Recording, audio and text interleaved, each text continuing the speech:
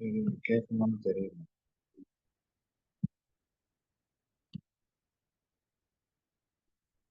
சரி, இதுவரையும் நம்ம படிச்ச விஷயத்த சம்மரைஸ் பண்ணுவோம்.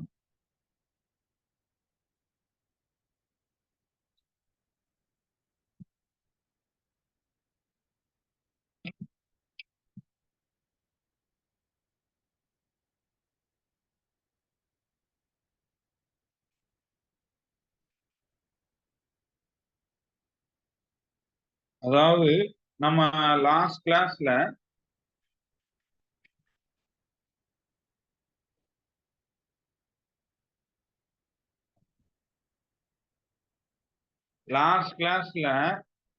நம்ம பார்த்தது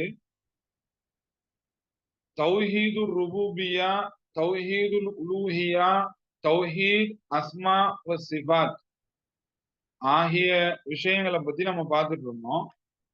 அதுல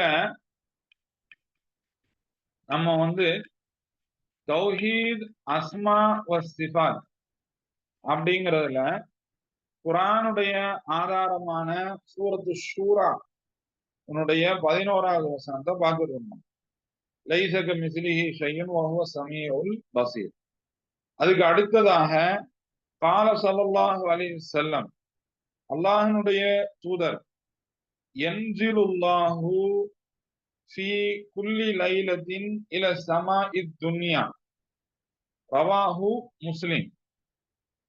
முஸ்லிம்ல பதிவு செய்யப்பட்டுள்ள ஒரு ஹதீஸ். நபி ஸல்லல்லாஹு அலைஹி வஸல்லம் சொன்ன அந்த ஹதீஸ், அதுல என்ன சொல்றாங்க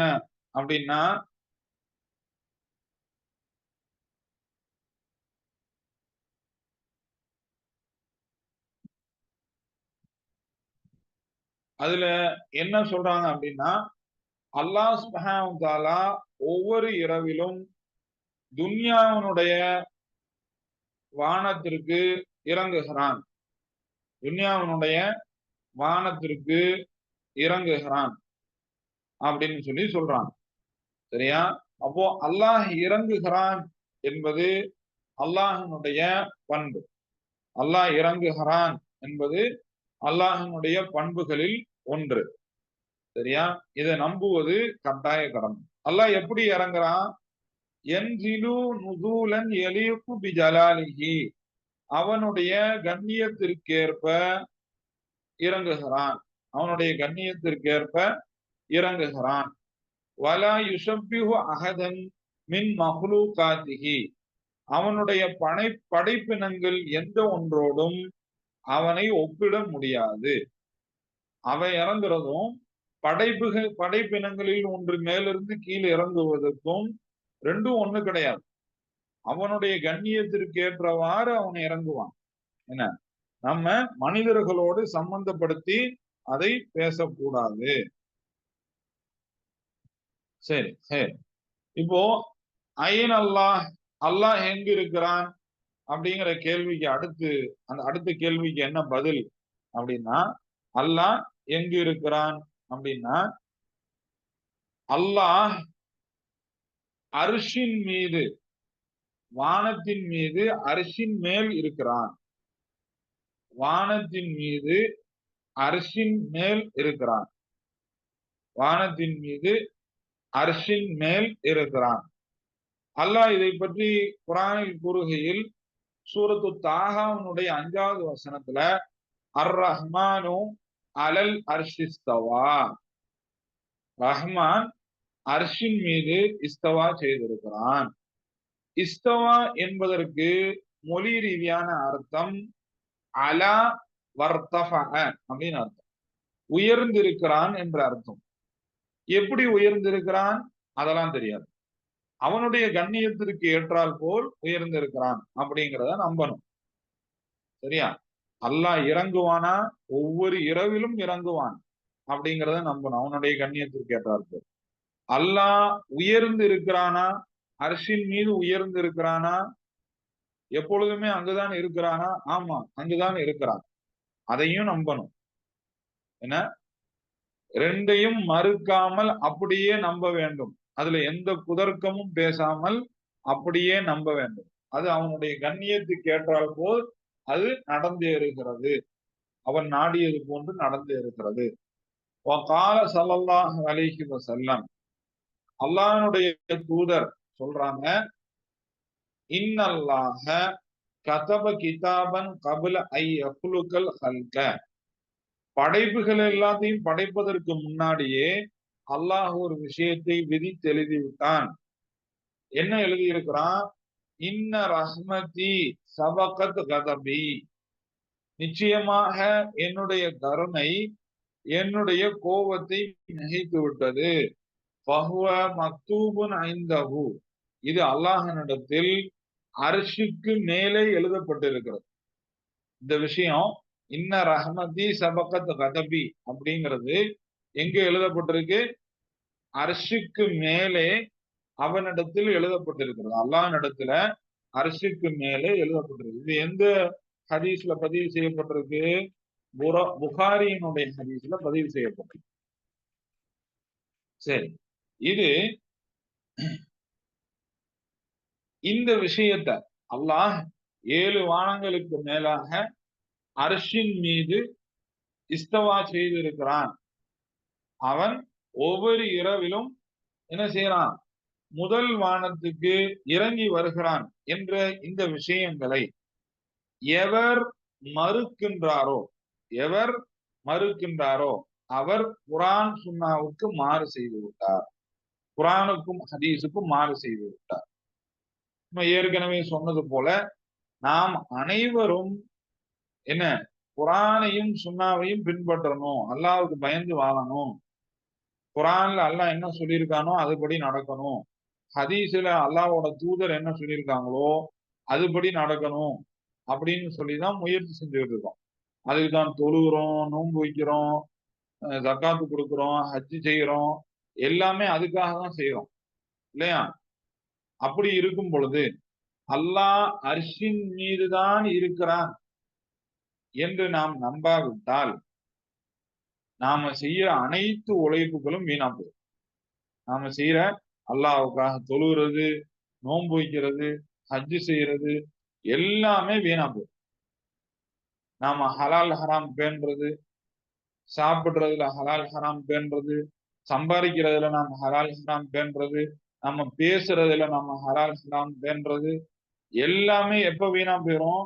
இந்த நம்பிக்கை இல்லாம அல்லாஹ் அர்ஷின் மீதுதான் இருக்கிறான் என்ற நம்பிக்கையில் தெளிவு இல்லாம இருந்தா எல்லாமே வீணா போயிடும்.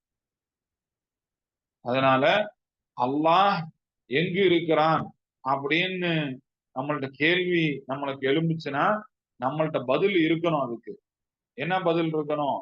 அர்ஷின் மீது இருக்கிறான் என்ற பதில் இருக்கும். அர்ஷின் மீது இருக்கிறான் என்கின்ற பதில் இருக்கும். சரியா? ஓகே,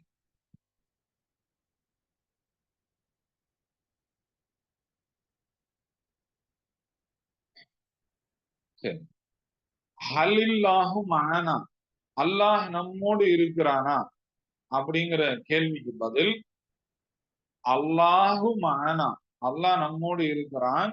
பி இல்மிஹி, அவனுடைய அறிவின் அடிப்படையில், அறிவால் சூழ்ந்திருக்கிறான்.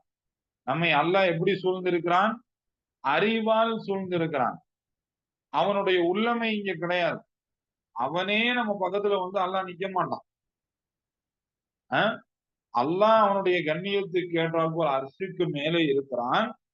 அவனுடைய அறிவால் நம்மை அணுதினமும் சூழ்ந்து இருக்கிறான். எப்பயுமே நம்ம கூட தான் இருக்கிறான். நாம துவா கேட்கும் போது நமக்கு மிகவும் அருகாமையில் அல்லாஹ் இருக்கிறான். என்னை பற்றி கேட்டால், என்னுடைய அடியான் என்னை பற்றி கேட்டால் நான் அவனுக்கு மிகவும் சமீபத்தில் இருக்கிறேன் அப்படின்னு சொல்லுங்க அப்படின்னு சொல்லி அல்லாஹ் சுப்ஹானஹு வ தஆலா குர்ஆன்ல வசனங்களில் குறிப்பிட்டு காமிக்கின்றான். என்ன, அதனால அல்லாஹ் எங்க இருக்கிறான்? அர்ஷின் மீது இருக்கிறான். நம்மோடு இருக்கிறானா? ஆம், நம்மோடு இருக்கிறான். அவனுடைய அறிவால் நம்மை அனுதினமும் சூழ்ந்து இருக்கிறான். அவனுடைய உள்ளமையால் அல்ல. அல்லாஹ் தூண்மி இருக்கிறான், துருமி இருக்கிறான்னு சொன்னா தப்பு. அல்லாஹ் அர்ஷின் மீது இருக்கிறான், நம்மோடு அனுதினமும் இருக்கிறான். நம்மோடு அனுதினமும் எப்படி இருக்கிறான்? அறிவால் சூழ்ந்து இருக்கிறான். யஸ்மஉஹா, நம்மை அனுதினமும் கேட்டுக்கொண்டே இருக்கான். அவன் பேசுறது எல்லாத்தையுமே கேட்டுக்கிட்டே இருக்கான். நாம ஏற்படுத்துற ஓசைகள் ஒவ்வொன்றையும் அல்லாஹ் சுப்ஹானஹு வ தஆலா கேட்டுக்கொண்டே இருக்கிறான். யரானா, நம்மை பார்த்து கொண்டே இருக்கான். நம்மை பார்த்து கொண்டே இருக்கிறான். சரியா? அப்போ நம்மை கேட்டுக் கொண்டிருக்கிறான், நம்மை பார்த்து கொண்டிருக்கிறான். ஆகையினால அல்லாஹ் அறிவால் நம்மோடு எப்பயுமே இருக்கிறான்.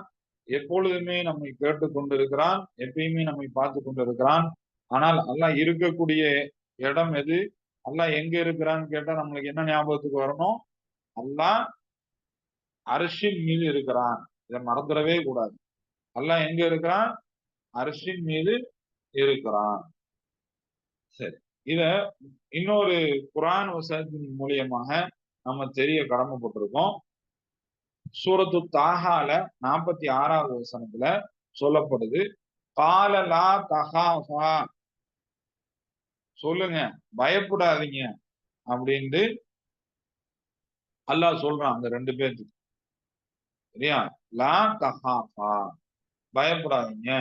இன்னனி மாகுமா, இன்னனி மாகுமா, நிச்சயமாக நான் உங்கள் இருவருடனும் இருக்கிறேன்.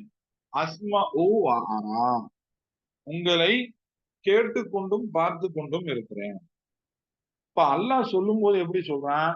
நானே இந்த வர்றேன் உங்களை பார்க்கிறதுக்கு அப்படின்னு சொல்லல அல்லாஹ். அல்லாஹ் என்ன சொல்றான்? நீங்க பயப்படாதீங்க, நான் உங்களோட இருக்கிறேன். உங்களை நீங்க பேசுறதை கேட்டுக்கிட்டு தான் இருக்கிறேன். உங்களை பார்த்துக்கிட்டு தான் இருக்கிறேன் அப்படின்னு சொல்லி அல்லாஹ் அவனுடைய கண்ணியத்துக்கு ஏற்றப்போ. சரியா? அப்போ அல்லாஹ் நம்மோடு இருக்கிறான் அப்படின்னா பொறுமையாளர்களுடன் அல்லாஹ் இருக்கிறான். என நீதியாளர்களுடன் அல்லாஹ் இருக்கிறான் அப்படின்னா என்ன அர்த்தம்? அல்லாஹவே இருக்கிறான்னு அர்த்தம் இல்லை. அல்லாஹ் அவர்களுடைய நீதத்தை பார்த்து கொண்டிருக்கிறான். அவர்களுடைய பொறுமையை பார்த்து கொண்டிருக்கிறான். என அதனால நம்ம என்ன செய்யணும்? அல்லாஹ் நம்மை அறிவால் சூழ்ந்திருக்கிறான் என்றுதான் நம்ப வேண்டுமே தவிர்த்து நம்ம என்ன கிடையாது, அல்லாஹ் நம்மோடு பிசிக்கலா இருக்கிறான் அப்படிங்கிற விஷயத்த நம்புறது தப்பு. அப்படி நம்புறது தப்பு. சரி. கால ஸல்லல்லாஹு அலைஹி வஸல்லம், அல்லாஹ்வுடைய தூதர் சொல்லி காண்கிறாங்க, இன்னகும் ததுஊன சமீஅன் கரீபன் வஹுவ மஅக்கும், நிச்சயமாக நீங்கள் சமீபத்தில் இருக்கக்கூடிய, உங்களை உங்களை கேட்கக்கூடிய, உங்களுடனே இருக்கக்கூடிய அவனிடம் துஆ கேளுங்கள். அதாவது உங்களுடன் இருக்கக்கூடிய அவன்னா அவனுடைய அறிவால் உங்களுடன் இருக்கக்கூடிய அவனிடம் துஆ கேளுங்கள் அப்படின்னு சொல்லி அல்லாஹ்வுடைய தூதர் சொல்லி காண்கிறாங்க. சரி. இன்றைய பாடத்தை நாம இதோட முடிச்சுக்கிறோம். அல்லாஹ் சுப்ஹானஹு வ தஆலா இதை விளங்கக்கூடிய மக்களாக, இதை விளங்கி வாழ்க்கையில் செயல்படுத்தக்கூடிய நன்மக்களாக அல்லாஹ் சுப்ஹானஹு வ தஆலா உன்னையும் உங்களையும் என்னையும் ஆக்கி அருள வேண்டும்.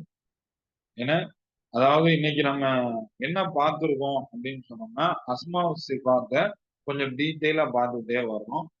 அஸ்மாவு சிஃபாத்துல என்ன அல்லாஹ் இறங்குகிறான்.